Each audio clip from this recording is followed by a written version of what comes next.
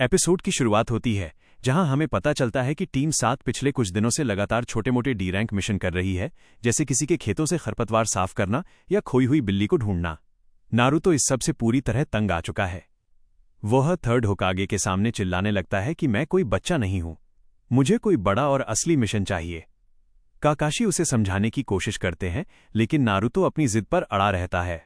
यहां Lord होकागे Naruto को समझाते हैं कि निंजा मिशंस कैसे काम करते हैं। निंजा मिशन के लेवल्स: डी रैंक शुरुआती निंजा जेनिन के लिए, जिसमें कोई लड़ाई नहीं होती। सी रैंक थोड़े बड़े मिशन जिसमें डाकुओं या जानवरों से सामना हो सकता है। बी रैंक और ए रैंक अनुभवी निंजा चुनिन जोनिन के लिए, जहां जान का खतरा होता है। नारुतो की हिम्मत और जिद को देखकर लॉर्ड होकागे मुस्कुराते हैं और कहते हैं, ठीक है, मैं तुम्हें एक सी रैंक मिशन दे रहा हूं। अब एंट्री होती है हमारे इस मिशन के मुख्य किरदार की, जिनका नाम है ताजुना। वह लैंड ऑफ वेव्स के एक मास्टर ब्रिज बिल्डर, पुल बनाने वाले हैं। ताजुना टीम 7 को देखकर थोड़ा निराश हो जाते हैं, खासकर नारुतो को देखकर। वो मजाक उड़ाते हुए कहते हैं, क्या ये छोटा सा बच्चा सच में मेरी रक्षा करेगा? ये तो खुद अपनी नाक साफ नहीं कर सकता।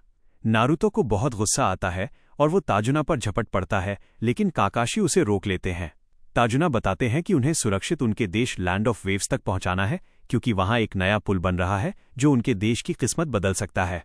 टीम 7 अपना सामान पैक करती है और हिडन लीफ विलेज कोनोहा के गेट से बाहर निकलती है।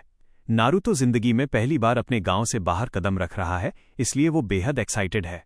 दोस्तों, अब आता है इस एपिसोड का सबसे ट्विस्टेड और थ्रिलिंग पार्ट।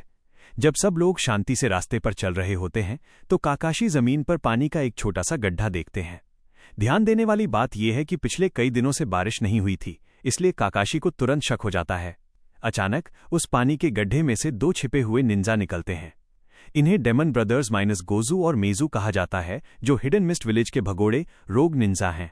वे अपनी नुकीली चेन से काकाशी को जकड़ लेते हैं और पलक झपकते ही काकाशी के टुकड़े टुकड़े कर देते हैं।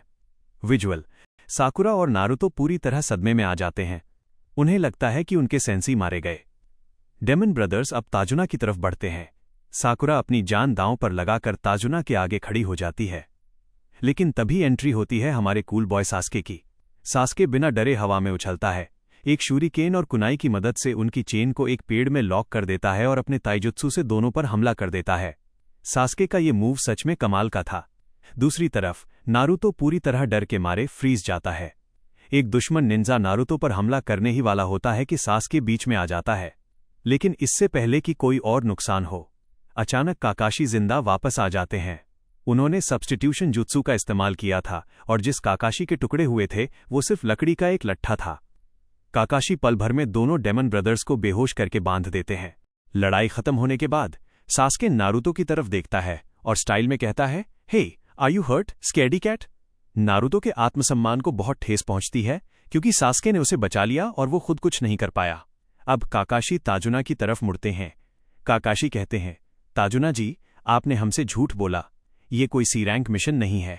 इस मिशन में दूसरे निंजा आप पर हमला कर रहे हैं, जिसका मतलब है कि ये कम से कम बी रैंक या उससे ऊपर का मिशन है।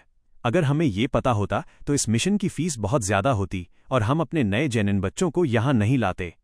पता चलता है कि ताजुना का देश बहुत गरीब है और एक दुष्ट और अमीर बिजनेसर, जिसका नाम गेटो है, उसने उस देश पर कब्जा कर रखा है।